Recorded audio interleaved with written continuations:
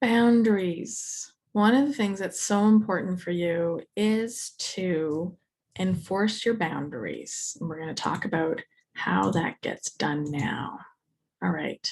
So, boundaries.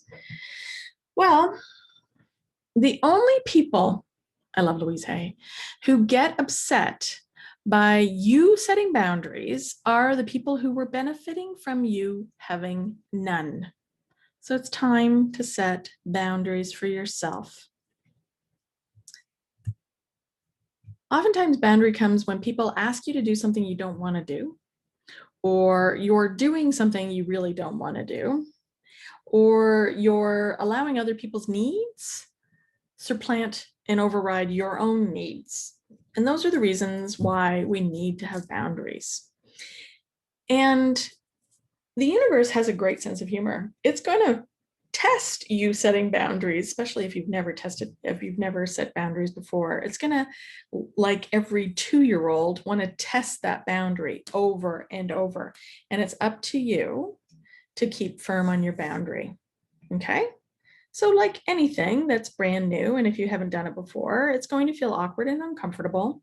And it's okay. You'll get through it. I promise you, every client I have had has gotten through it and are happier on the other side, because setting clear boundaries for yourself and your loved ones and your clients and your colleagues and friends and everybody in your world will reduce the drama in your life. So here's what's going to happen is, oftentimes, let me walk you through with an example, a simple example, and then we'll apply it to whatever situation that you have. And we can talk about this again when we're in a session. So here's the process of setting boundaries. So somebody will have a request of something from you. It might be an object. It might be your energy. So it's usually your time, your money, or your energy, or something you have, a resource that you have. Okay. So the simplest one is to use a great example from my training was a woman who went through the training just before me. She was a single woman who was working in corporate, and then she had a sister who was also working and who had 2 children and a husband. And the sister, who was the mother of these 2 lovely children, decided at some point in time that the sister, because she didn't have a husband and children, that she could take care of her children whenever she wanted to go on a date with her husband. And so she would call my colleague, my training colleague, and say, okay, it's I'm going to Joe and I are going out on Friday night, and I'll be dropping the kids off, and we'll pick them up after dinner. See ya. And my colleague, after learning this, went, hang on a second. I'm just going to apply this process to it. So she said, do I have it to give? Do I want to spend time with my niece and nephew on Friday night? And she went inside, and she went inside and really asked herself, and she thought, you know what? Yes, I like spending time with those kids, and they're at a great age right now. So I have it to give. I have the time to give it. However, it was Friday night, and she's usually pretty tired. And so what she decided is that, yes, she had it to give, but there were going to be conditions or circumstances, which I'll get into. And then she thought, okay, well, do I want to give the time? Yes. Yes, I want to do it. So make sure that it's congruent yes in both those.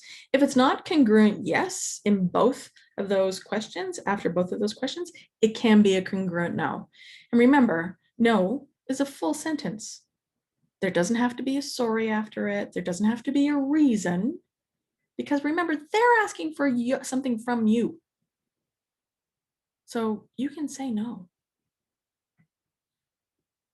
Do I have it to give? Yes. Do I want it to give? Do I want to give it? Yes. So she chose to give her time. So now she was in a position of power.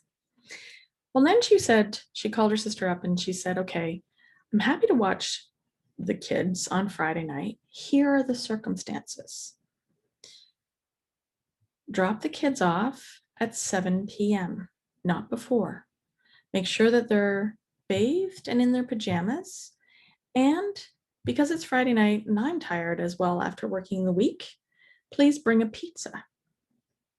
And I don't want you to come and pick up the kids at night. They're going to have a sleepover because we're all going to go to bed pretty early. And I don't want you to start disturbing me and the kids.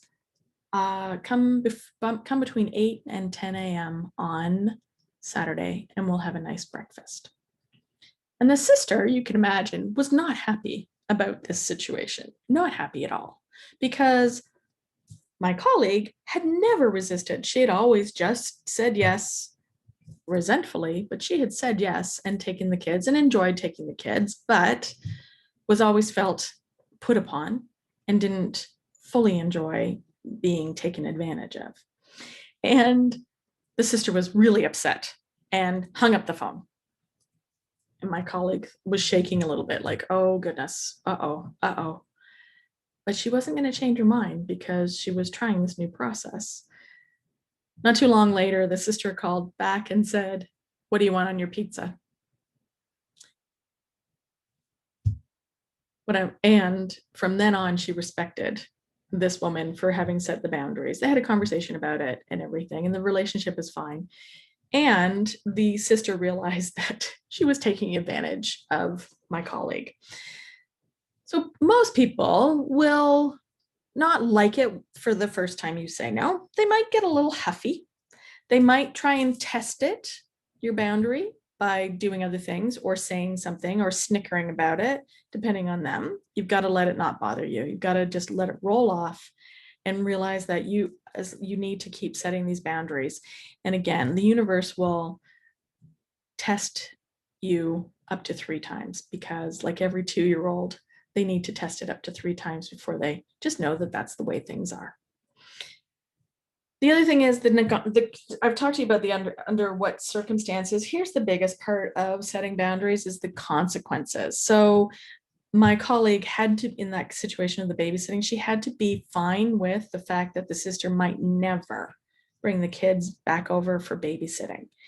And that's unfortunate, but hopefully she could go back and negotiate that relationship because they're 2 individuals who are reasonable. And that's the important thing. So you want to make sure that when you negotiate with a consequence, you stick to your boundary and it's not too harmful of the relationship, but you want to let them know how it is to behave.